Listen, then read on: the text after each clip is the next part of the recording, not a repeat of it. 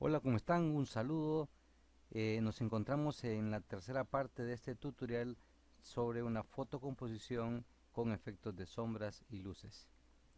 En los tutoriales anteriores hicimos recortar primero la imagen que tenemos aquí en la parte frontal, que son estas ruinas. Quitamos el fondo de esa imagen, colocamos luego seguidamente el fondo de este atardecer en la playa, y en el segundo tutorial lo que hicimos fue creamos dos efectos de sombra sobre la capa de ruinas, específicamente utilizando la superposición de degradado y una capa de ajuste de relleno de color. Espero que hayan seguido el tutorial anterior y que ya nos encontremos listos para seguir con el siguiente paso. Seguidamente vamos a colocar un arbusto en la parte inferior derecha de nuestra ruina, donde había una especie de planta, y ha quedado esta especie como de hueco. Vamos a ocultar ese hueco que ha quedado ahí con ese arbusto, y además de eso aprenderemos cómo crear específicamente tres efectos de sombra sobre el arbusto. Ok, nos iremos a archivo, a abrir, y aquí tengo la composición del arbusto, que es un archivo en PNG, lo cual nos facilita el trabajo porque no contiene fondo y no tendremos que trabajar en la eliminación del fondo blanco. Le daremos eh, abrir, perdón, bueno, aquí cometí, bueno, podemos abrirlo, pero yo lo voy a cancelar porque es archivo colocar realmente, arbusto, y lo colocaremos en nuestra composición. Aquí tenemos la composición de nuestro arbusto con la tecla Shift sostenida en nuestro teclado, y en una de las esquinas de la imagen redimensionaremos la imagen hasta un tamaño adecuado para colocarla y llevarla en la posición que va a quedar al final. Vamos a hacer un poquito más grande el arbusto y lo meteremos un poco más por acá y aceptaremos el cambio. Ya tenemos puesto el arbusto y daré un control más para acercarnos y trabajar de cerca con él. Aquí tenemos este arbusto. Bueno, es un arbusto que fue creado con un software de diseño en 3D. No es un arbusto real, es un arbusto generado por computadora y es en PNG, por eso no tiene el fondo. Pero el arbusto tal y cual, pues eh, parece de primas a primeras que simplemente está puesto sobre la imagen, no contiene algún tipo de volumen, en el sentido de que hacen falta sombras en nuestra composición. Aquí debería de haber una sombra oscura, una sombra que se proyecte sobre las ruinas y sobre el suelo de la entrada de nuestras ruinas, y dentro del mismo arbusto debería de haber alguna sombra, porque recordemos que el sol, que lo tenemos aquí al fondo, pega por esta parte de acá, pero por la parte trasera del arbusto debería generar algún tipo de sombra. Vamos a trabajar en ello. Eh, Perdón. En primer lugar generaremos una capa nueva vacía que colocaremos por debajo de la capa arbusto. Para ello me colocaré en la capa relleno de color y daremos un clic en nueva capa, que es el icono que está a la par del basurero, y hemos creado una capa nueva, la cual renombraremos con el nombre de sombra arbusto 1, ya que colocaremos específicamente tres sombras. En la primera es muy sencillo, tomaremos como color frontal el color negro y tomaremos la herramienta de pincel, ajustaremos el pincel a un tamaño adecuado, clic derecho para que nos aparezca el menú, utilizaré un pincel de bordes difusos Y la opacidad en este caso la vamos a manejar un tanto alta, ya llegando al 90%, y un poquito más pequeño el pincel.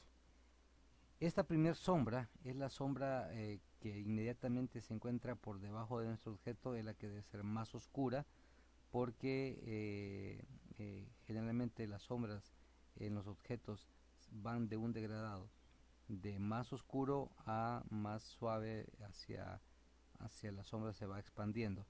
Vamos a generar la sombra dando clic inmediatamente por debajo del arbusto. Como tenemos la capa sombra arbusto por debajo de la capa arbusto, entonces lógicamente no se pinta. Generaremos por aquí, por aquí, por aquí ese tono negro. Ok, si desactivo sombra 1, vemos que se ha generado ya nuestra primera sombra. Pero no basta con esto, necesitamos una segunda sombra, la cual colocaremos por debajo de la sombra arbusto. Regresaré a la capa relleno de color 1 para luego irme a la parte inferior de mi panel de capas y crear una capa nueva por debajo de sombra arbusto 1, la cual renombraremos con el nombre de sombra arbusto 2. Esto es para tenerlas muy bien identificadas. Utilizaremos el mismo color negro de fondo, pero con un pincel un poco más grande, y la opacidad en este caso la bajaremos alrededor de unos 25%. Ajustaré un poco más el pincel. Acuérdense, manteniendo la tecla Alt apretada y con el clic derecho del botón, si yo desplazo con el mouse hacia un lado y hacia otro, nuestro puntero se va a hacer, el diámetro va a cambiar de más grande a más pequeño. Acuérdense siempre de esta técnica, que es mucho más rápido que irme a las opciones de herramienta y cambiarlo a través de este punto. Ok, comenzaremos entonces. Se me ha cambiado el color. Acuérdense, tiene que ser el color frontal negro. Y ahora empezaremos a dar clic más extendidos hacia la parte más alejada del arbusto. Ok, siempre si nos pasamos, si nos ocurre de que pintamos demasiado oscuro, tengo dos opciones. Una de ellas es utilizar el borrador, siempre con bordes difusos, con una opacidad baja, y podemos revertir el efecto que nosotros damos. Y la otra es irme a opacidad de capa y bajar un poco la opacidad, como ustedes podrán ver por acá. Ambas opciones son válidas para poder editar nuestra sombra y que quede lo más real posible. Tomaré de nuevo la herramienta pincel y haré algunos pequeños toques por acá. Ok, si desactivamos sombra 1 y sombra arbusto 2, miraremos que ha habido un cambio. Vamos a alejarnos para poder ver mejor.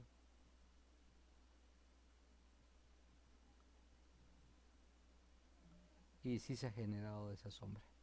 Sin embargo, nos hace falta una sombra más en el arbusto, y es la sombra que se pone directamente sobre el arbusto. En esta parte debería ser más oscura, por la parte trasera, y es la interna hacia la cueva, y esta parte pues posteriormente le pondremos una luz porque el sol está pegando, digamos, en esta parte frontal. Pero ahora trabajaremos específicamente con el área de la sombra aquí en la parte trasera. Para ello me ubicaré en la capa arbusto, la cual daré clic derecho y diré rasterizar capa, y pondremos un estilo de capa, específicamente este que se llama sombra interior. Moveré nuestro editor de estilo de capa.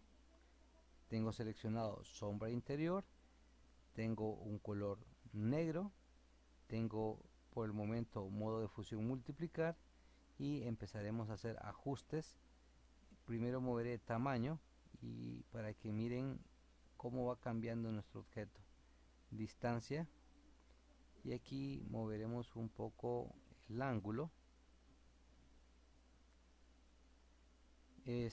Vamos a desactivar usar luz global.